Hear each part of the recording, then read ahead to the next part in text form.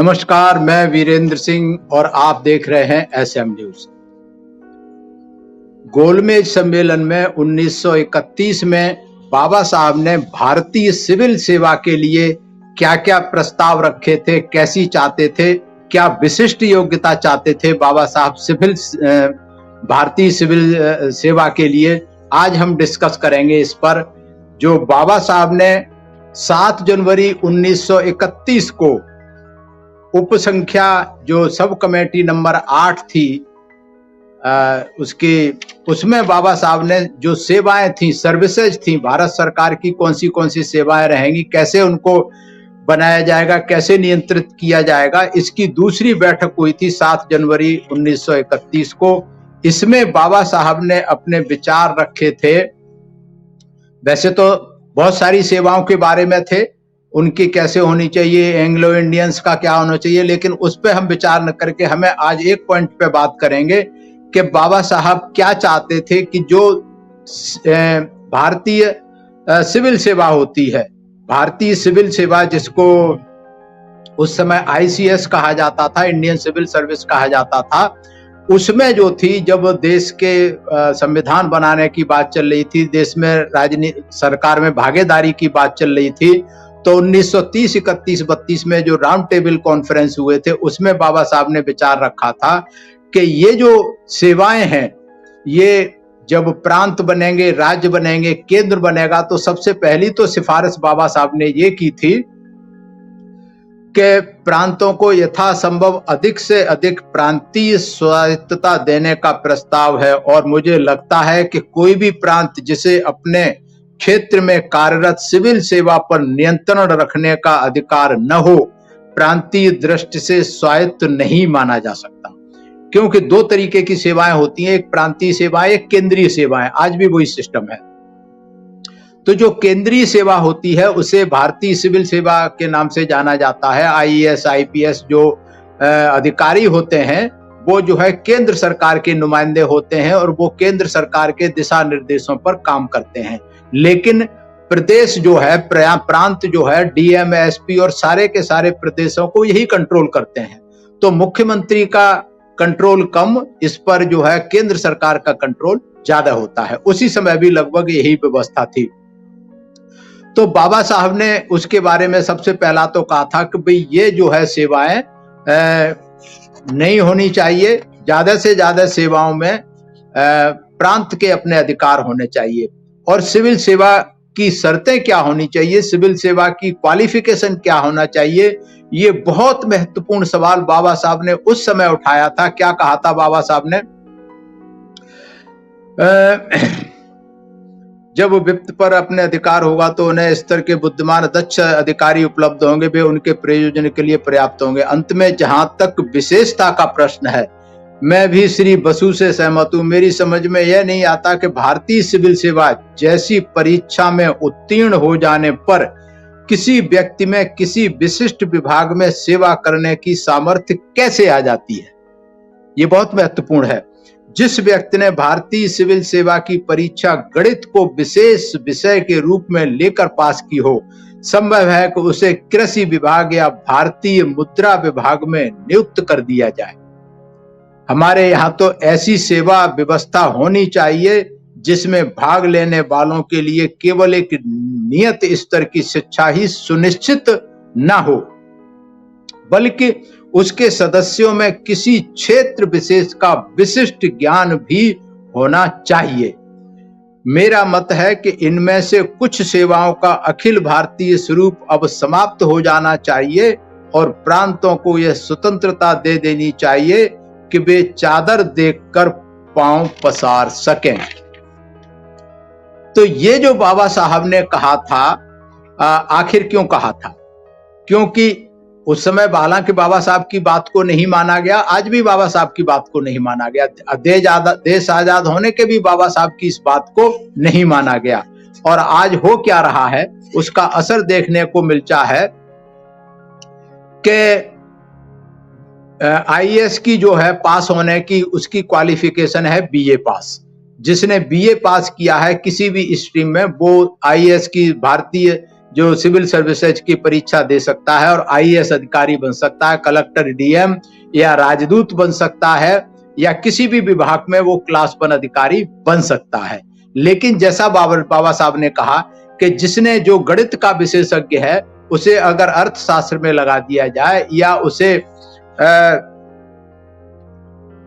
कृषि के क्षेत्र में लगा दिया जाए या उसे फॉरेन एक्सचेंज के क्षेत्र में लगा दिया जाएगा, तो जिस विषय का उसे ज्ञान ही नहीं है उसमें क्या अपनी सेवा देगा। और भारत में ऐसा ही है। आप देखते हैं जितने खास करके जो सचिव बने हुए हैं, जो केंद्र में जो सचिव होते हैं, मुख्य सचिव होते हैं, secretary, chief secretary, joint secretary, जो कि पॉलिसी मेकिंग का काम करते हैं, वो जो है जो डिफेंस सेक्रेटरी है, जिसने कभी तमंचा पकड़ के हाथ में, बंदूक तो छोड़ो, राइफल तो छोड़ो, जिसने कभी तमंचा पकड़ के हाथ में नहीं देखा, वो डिफेंस सेक्रेटरी बना हुआ है। जिसको तोपखाने या आर्टिलरी या आर्मी का कोई भी ज्ञान नहीं है, कोई भी उसकी पढ़ाई का ज्ञान नहीं है, वो डिफेंस सेक्रेटरी बना हुआ है। जो है समाज शास्त्र में बीए पास है, वो आज जो है फाइनेंस सेक्रेटरी बना हुआ है, फाइनेंस की वो पॉलिसी बना रहा है। जिसको फाइनेंस का एबीसीडी का भी ज्ञान नहीं है, वो फाइनेंस का सेक्रेटरी बना हुआ है। जो कॉमर्स का सेक्रेटरी बना हुआ है, वो जो है फिजिक्स का जिसका सब्जेक्ट था, वो कॉमर्स का सेक्रेटरी बना हुआ है। और जो मेडिकल का सेक्रेटरी, स्वास्थ्य विभाग का जो सेक्रेटरी बना हुआ है, उसने कभी डॉक्टरी तो छोड़िए, उसने बायोलॉजी भी नहीं पढ़ी, हो सकता है उसने गणित पढ़ा हो, उसने केमिस्ट्री पढ़ी हो, वो जो है स्वास्थ्य विभाग का सचिव बना हुआ है। तो आजकल यही हो रहा है, खास करके कोरोना काल में, कि वेंटिलेटर की आवश्यकता है। सरकार ने वेंटिलेटर खरीदे और जो डिफेंस, जो अपना स्वास्थ्य सेक्रेटरी था, उसने फैसला किया, स्वास्थ्य मंत्री ने फैसला किया। उन दोनों में से किसी को नहीं मालूम था कि वेंटिलेटर कैसे होने चाहिए, और घटिया वेंटिलेटर दे दिए गए। किसी डॉक्टर से राय नहीं ली गई, किसी मेडिकल एक्सपर्ट से राय नहीं ली गई, और नतीजा देश के सामने है, आपके सामने है। सारे के सारे वेंटिलेटर फेल हो गए, उसमें किसी में आग लग गई, किसी में स्पार्किंग हुई, किसी में कुछ हुआ। तो ये नतीजा आज इसीलिए भुगत रहे हैं क्योंकि जो फैसला लेने वाले हैं, जो पॉलिसी मेकर हैं, जो प्रोजेक्ट बनाते हैं, उनको विषय का बिल्कुल भी ज्ञान नहीं होता है। तो ये जो दुष्परिणाम देश भुगत रहा है और पता नहीं कब तक भुगतता रहेगा, इसके लिए बाबा साहब की बात को ना तो अंग्रेजों ने माना था और ना ही भारत सरकार ने माना।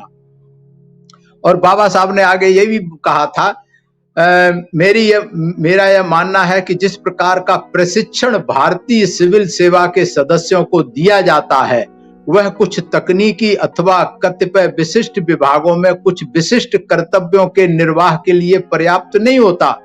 परिणाम स्वरूप यह आवश्यक है कि भारतीय सिविल सेवा को पुनः संगठित किया जाए ताकि हम इस सेवा में कुछ अधिक दक्षता ला सकें।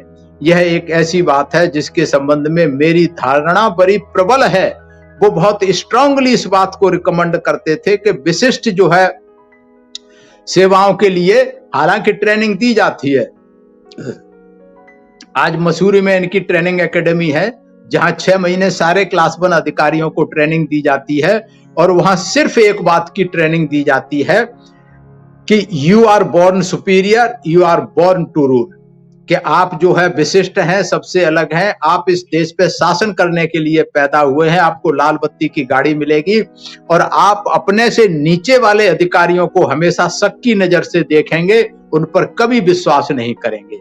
ऐसा मैं इसलिए कह रहा हूं कि मैं भी भारत सरकार की सेवा में रहा हूं, और जो वहां से प्रशिक्षण लेकर के पहली जब पोस्टिंग होती है, जब फील्ड में आते हैं, तो उनके दिमाग में वही भूत सवार होता है। वो अपने जो सबॉर्डिनेट होते हैं उनको चोर की दृष्टि से देखते हैं, उनको बेवकूफ की दृष्टि से देखते हैं, और अपने आप को बहुत अक्लमंद करते हैं, लेकिन उन्हें एबीसीडी नहीं पता होती।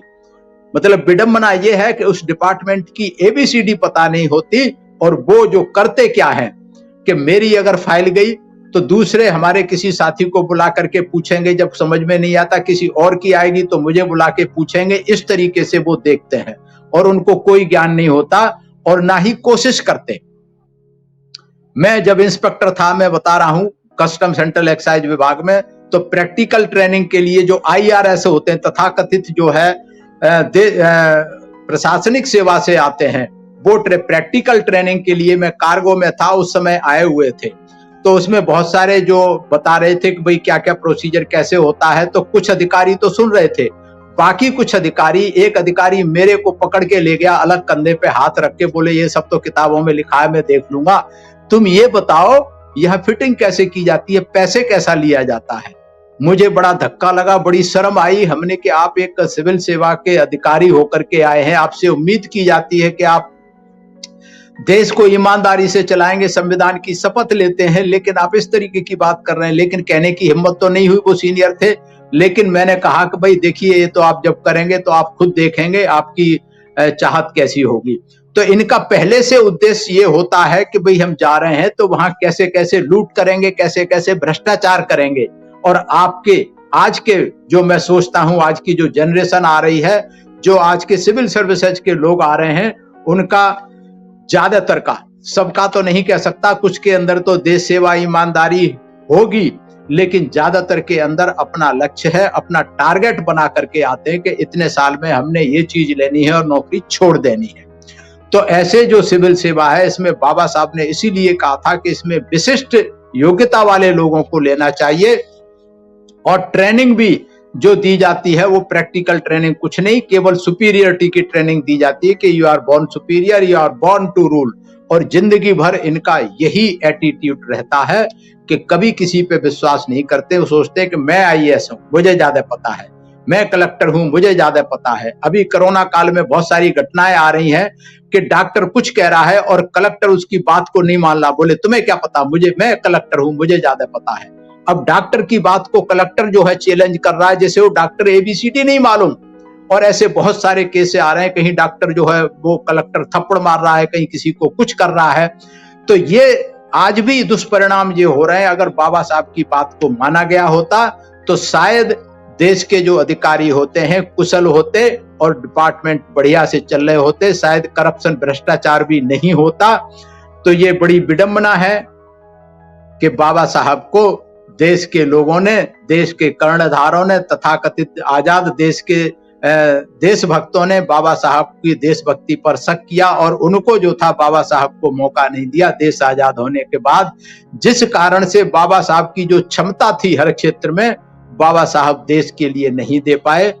तो मैं आप सभी का धन्यवाद करता हूं और निवेदन करता हूं कि जो गोलमेज सम्मेलन में जो बैठकें हुई थी करीब 6 महीने तक चली थी। बाबा साहब हर कमेटी के मेंबर थे, हर कमेटी में, हर विभाग में बाबा साहब के सुझाव रहे थे, क्योंकि बाबा साहब बहुत सारे सब्जेक्ट के एक्सपर्ट थे। इसलिए अंग्रेजों की मजबूरी थी कि बाबा साहब को हर कमेटी में मेंबर लिया था और हर कमेटी में बाबा साहब का डिसीजन ही मुख्य मान्य रहा था। जो 1935 का जो सेकंड इंडिया एक्ट बना था, उसमें ज्यादातर सिफारिशें बाबा साहब की मानी गई थी।